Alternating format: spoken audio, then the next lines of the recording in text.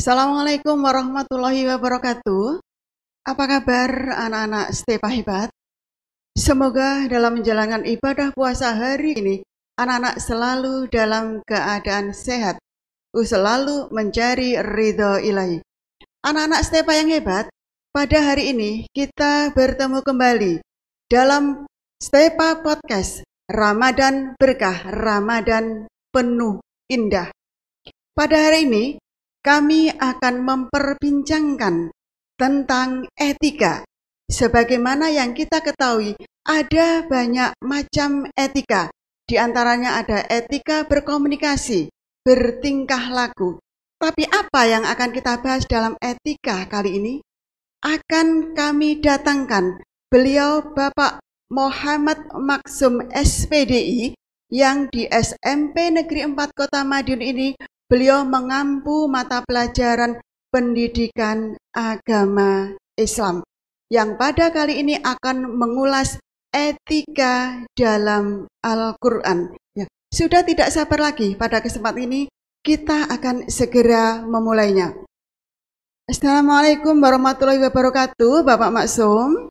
Waalaikumsalam warahmatullahi wabarakatuh, Bu Yani. Bagaimana kabarnya Bapak Maksum pada hari ini? Alhamdulillah sehat dan menjalankan puasa dengan lancar. Alhamdulillah dalam menjalankan ibadah puasa di hari ke-10 ini selalu lancar dalam menjalankannya. Amin. Dan tentunya selalu mengharap ridho ilahi. Ya, pastinya nggih. Iya. Terima kasih Bang Masum atas hadirnya di Stepa Podcast kali ini. Anak-anak Stepa Hebat, seperti tadi yang telah Ibu sampaikan tentang etika dalam Al-Quran yang akan kita kupas bersama narasumber. Bapak Maksum, kami membaca, kami mendengar tentang yang namanya etika. Kemudian pada hari ini kita akan mengupas etika dalam Al-Quran. Itu tolong bagaimana Bapak Maksum tentang etika dalam Al-Quran ini? Baik, Bu Yani, terima kasih. Jadi dalam ibadah tentunya ada etika-etika, ada ketentuan-ketentuan, ada syarat rukunnya yang harus kita penuhi dalam rangka agar ibadah kita sempurna. Dalam hal membaca Al-Quran pun juga ada ketentuannya, ada etikanya. Dalam bahasa agamanya biasanya adab, ada adab dalam Al-Quran. Baik itu dalam membaca, adab ketika memegang dan membawa Al-Quran, dan juga adab-adab yang lainnya. Iya, begitu Pak Maksud ya. Dari dalam etika dalam Al-Quran itu ada etika membawa Al-Quran, kemudian etika memegang Al-Quran, dan juga etika di dalam membaca Al-Quran. Mohon dijelaskan Pak Maksum agar anak-anak Stepa Hebat ini lebih tahu dan akhirnya bisa menerapkan bagaimana yang pertama dari etika membawa Al-Quran. Ya, mungkin langsung saja untuk membawa juga memegang menjadi satu bahasan gitu ya Bu Yani ya. Baik, ya. Jadi dalam Ramadan kali ini sama halnya dengan Ramadan kemarin kita ada program 1000 khatam Al-Quran dan itu sangat baik sekali, itu sangat memotivasi kita dalam beribadah khususnya membaca Al-Quran. Kita tahu membaca Al-Quran itu adalah suatu ibadah yang mudah, suatu ibadah yang menyenangkan, di mana kita membaca saja tanpa mengetahui maknanya pun itu sudah dinilai ibadah oleh Allah Subhanahu wa taala. Betapa maha murahnya Allah Subhanahu wa taala agar kita bisa beramal baik dan beribadah kepadanya. Namun juga tidak boleh kita lupakan ketika membacanya pun ada adabnya. Begitu juga dengan membawa dan memegang.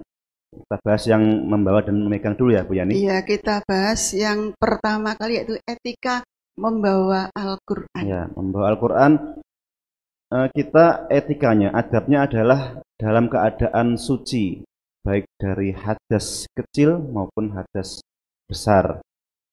Dari hadas kecil itu kita harus punya wudhu. Artinya dalam rangka kita membawa, memegang, kita harus memiliki wudhu. Jadi kalau batal ya segera mungkin kita wudhu lagi. Seperti itu Bu Yani. Oh iya. Sekarang ini Pak, ada yang akan saya tanyakan. Tadi kan dalam membawa Al-Quran. Sementara anak-anak ini kalau sekolah kan membawa tas ransel. Kemudian ada juga yang bawa tas dijinjing. Di dalamnya itu ada Al-Qurannya. Apakah Baik. itu juga termasuk ada etikanya Pak? Dengan membawa Al-Quran yang dimasukkan dalam tas ransel atau tas yang dijinjing ini Pak? Ya, baik Bu Yani. Jadi untuk Al-Quran merupakan simbol kesucian. Al-Quran merupakan kitab suci agama Islam. Jadi karena kesuciannya maka sesuci mungkin kita memperlakukan, kita membawa dan juga memegangnya. Dalam hal ini ketika di dalam tas misalkan ketika dibawa ke sekolah, maka setiap anak, setiap orang harus memperhatikan adabnya. Yang pertama tadi terkait wudhu, ya diusahakan wudhu dulu. Wudhu dulu diusahakan tidak melakukan hal-hal yang membatalkannya. Itu satu. Kemudian ketika membawa, kemudian dimasukkan ke dalam tas juga harus diperhatikan cara membawanya juga.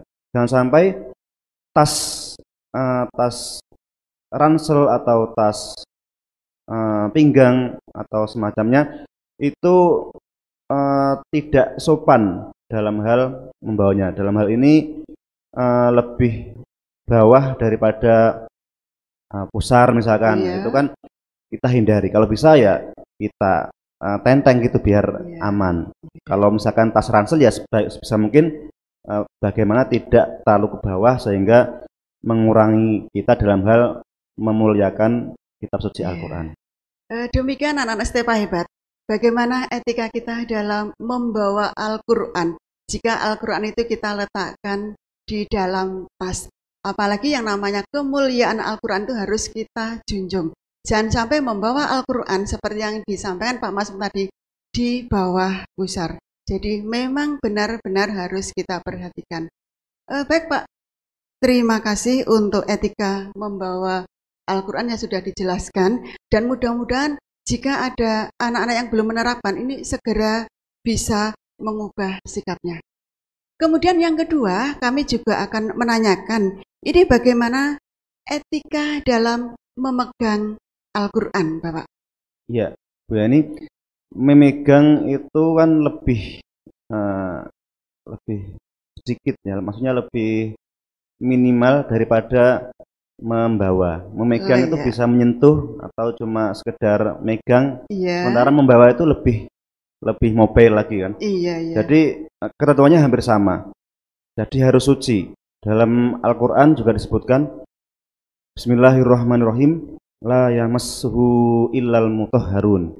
Tidak selayaknya memegang Al-Quran kecuali bagi orang yang disucikan. Artinya kita benar-benar menjaga kesucian kita, kesucian jasmani, juga suci dari najis, terutama suci hadas kecil maupun hadas besar. Ya, yang terutama ya wudhu tadi. Kalau batal, ya kita segerakan wudhu dan kita menjaganya agar tidak gampang batal. Seperti itu. Berarti bertambah banyak pengalaman kita anak-anak Stepa hebat tentang etika membawa, kemudian juga etika dalam memegang Al-Quran seperti itu. Ya, jika ada anak-anak yang mungkin belum tahu atau belum bisa menerapkan yang seperti itu, mari kita mulai dari sekarang.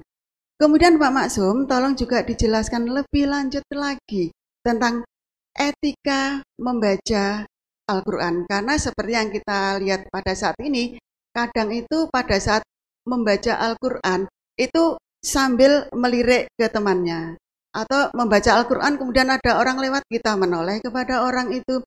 Atau pada saat kita membaca Al-Quran kemudian ada suara orang yang masuk kemudian kita menoleh. Ini bagaimana adabnya Pak Maksum untuk anak-anak Stepa hebat kita?